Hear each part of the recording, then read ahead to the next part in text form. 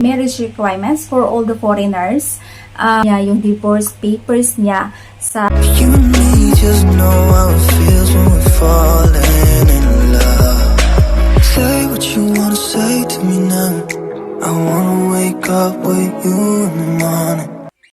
Hello everyone! So welcome back to my YouTube channel. So for today's video guys, I am going to share you about sa requirements ng marriage na naman this August 2023.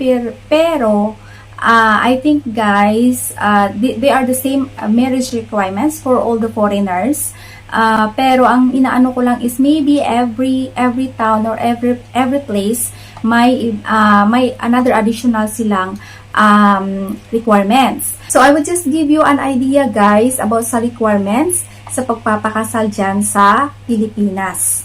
And so first guys, I would like to say thank you sa aking friend na nag-send ng marriage requirements para na ma-share din natin at mayroon din idea ang bawat isa sa gustong magpapakasal sa Pilipinas with their foreign fiancé. Ayan, thank you so much Cici. And before everything, before sa lahat, please don't forget to click the like, subscribe, and turn on the notification bell so that you will be updated in my next vlog. At malay mo, sa aking mga susunod na vlog ay para sa inyo. Ayan, thank you so much!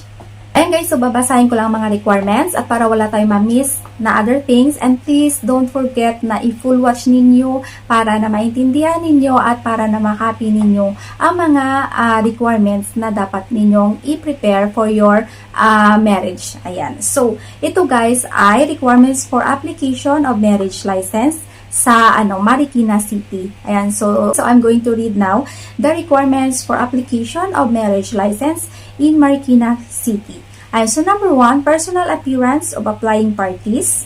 Number 2, both applicants must be of legal age 18 years old and or above. Number 3, either one of the applicants must be a resident of Marikina City. Number 4, if applicants is 18 to 25 years of age, parents of the applicant should accompany applicant to sign parental consent advice. Parents should bring valid ID or community tax certificate. So, number 5, applicants must bring the following: photocopy of recent year community tax certificate or cedula, and number 2, photocopy of either birth, baptismal certificate, or voter's affidavit. Number 3, photocopy of identification card ID with picture and signature. And if no ID is available, bring 2x2 color picture of applicants. And number 5, for number 4, PSA copy of certificate of no marriage, record, CENOMAR, and photocopy. Number 5, if one of the applying parties is foreigner, 551, secure legal capacity to marry from their embassy or consular office based on the Philippines. So ito guys, if foreigner ang iyong partner, so dito tayo sa foreigner yung partner, so kukuha sila ng legal capacity to marry sa Turkish embassy or any embassy ng kung anong bansa, kung anong lahi ang inyong fiancé. For example, US siya, Finland, or any Europe country. So, kukuha sila doon sa mga embassy nila. So, for example, Turkish fiancé, so kukuha siya ng legal capacity sa Turkish embassy.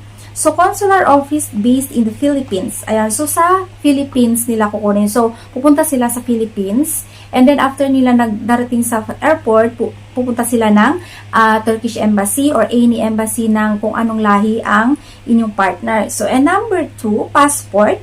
And if divorce, bring divorce paper. So, kung partner ninyo guys na foreigner ay meron na siyang before previous marriage at na-divorce na. So, dadalhin niya yung divorce papers niya sa Philippines para na dala sa pag-apply ng inyong marriage application. So, number 6, all applying parties are required to attend marriage counseling and family planning seminar at the Super Health Center at Concepcion Ono, Marikina City. So, ito guys, sa number 6 guys, kung saang town or city or kung saang town kayong or city na doon kayo magkukuha ng seminar. Ayan, so dahil sa Marikina siya guys, so sa Marikina City siya kukuha. Then number 7, marriage license will be released 11th day. Ayan, so bali ang marriage license niyo guys, ma-release siya sa bali ika 11th day na. So parang almost 2 weeks bago ma-release ang inyong marriage license. So based on the date indicated on the claims tab, be sure to bring the claims tab and the family planning certificate. So number 8, fees to be paid. 150 peso marriage license application form and 300 peso marriage license and 100 peso for parental advice consent. And additional requirements for PNP, AFP, BFP, maritime personnel, certificate of singleness from commanding officer. Ayan, so I think hindi na kailangan ito guys ang additional requirements for PNP. Ayan. And then, Family Code Article 34, no license shall be necessary for the marriage of the man and the woman who have lived together as husband and wife at least 5 years and without any legal impediment to marry each other. Note, marriage license will expire 120 days upon issuance. Ayan guys, so ito guys ang mga requirements for marriage in the Philippines this August 2023 kasi August niya sa akin ito finorward. So, ngayon lang talaga guys, last week. So, ngayon ko lang na-vlog dahil na-busy si Inday. Ayan guys, I hope na makaano kayo dito sa marriage requirements na to. And then, for Turkish national naman guys, ang sabi is mas easy magpakasal sa Islam. So, what I mean is, mas easy magpakasal sa Islam, pero it's depend on the experience of other, pero at dapat legit ang imam na kukunin ninyo.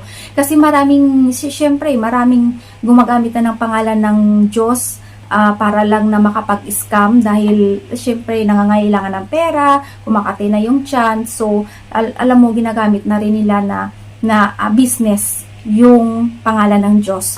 So, which is very bad people, di ba? Naku, Diyos ko Lord. Patawarin mo na lang sila Lord. And then ito guys, magpakasal kayo sa imam guys, mabilis lang talaga kasi may experience na itong isa kong friend na napakasal siya guys sa imam. Guys ay one of the experience lang ng ating friend para naman ay makapag-isip kayo kung ano. So ito ang sabi niya sa akin guys, bali extra tips lang to guys. Sa Islam wedding simple lang yun kasal namin. Kapag nagbigay ka sa imam or pari, di obligado ang pagbigay ng pera. Sa akin nagbigay ako ng 2K for zakat sa imam at 2 witness ng tig 1K sila. Pero kapag wala ka naman, no need na at maintindihan naman ito nila. Sa marriage certificate, sis mag-price na gastos ko, umabot ako ng 8K sa marriage certificate. Nagpalakad kasi ako noon. Kasi para manual authentication sa PSA yung marriage namin at kailangan yun sa apostle. Ayan. So, ayan guys. So, tinanong ko siya, saan location mo yung kung saan ka kinasal na place. Sabi niya sa akin, sa Davao kami kinasal sis, umuwi kami province para makita ng relatives ko yung hubby at sa bahay lang kami kinasal.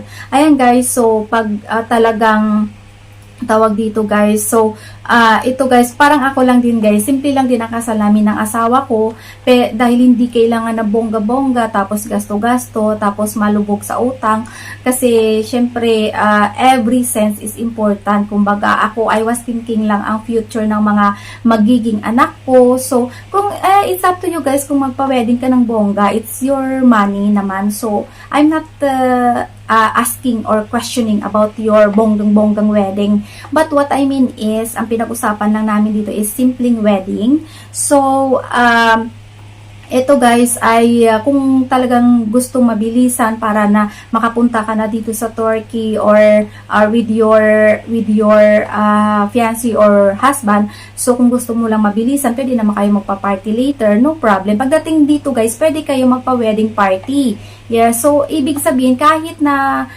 nakasal na kayo sa Pilipinas or nakaregistered na rin dito sa Turkey, pwede pa rin kayo magpakasal ulit dito as a wedding party lang. Ibig sabihin, party lang siya guys, na ma-met mo yung mga family nila, may disco-disco, may handa-handa.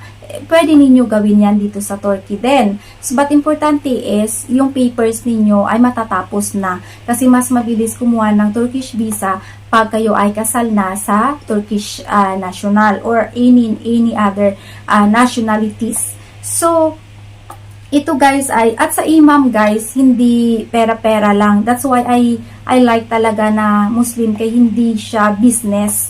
So, kung may pera ka, magbigay ka sa imam. Of course, they spend time for you. Pero, I know na hindi pwede talaga na maningil sila for wedding na ano. So, and then, sa mga witness naman guys, hindi naman talaga sila humihingi ng pera. Of course, a simple dinner, yeah, it's good. Pero kung may pera ka naman guys, syempre, bigyan mo din sila kasi kailangan din nila yan. So, kumbaga, just understand each other part para na masaya lang lagi, ganon. So, ayan guys, thank you so much sa inyong pagsubaybay sa aking video. Ayan, thank you so much, and I hope na nakalearn na naman kayo ulit dito sa ating wedding requirements for marriage in Philippines. Ayan, thank you so much, and God bless all. Bye bye.